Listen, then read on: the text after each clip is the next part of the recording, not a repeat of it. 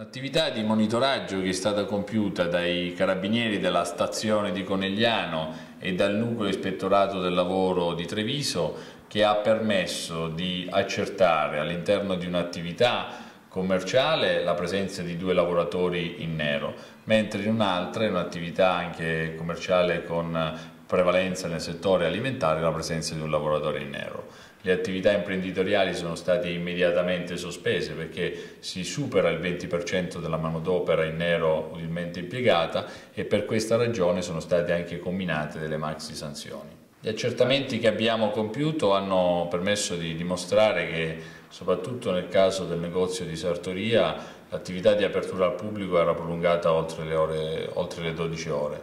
C'era un grande via vai di persone, tantissima clientela, anche perché le attività si trovano in pieno centro e sono molto fiorenti. Sintomatico che le attività imprenditoriali dei cinesi nella nostra città sono fiorenti e in continua crescita.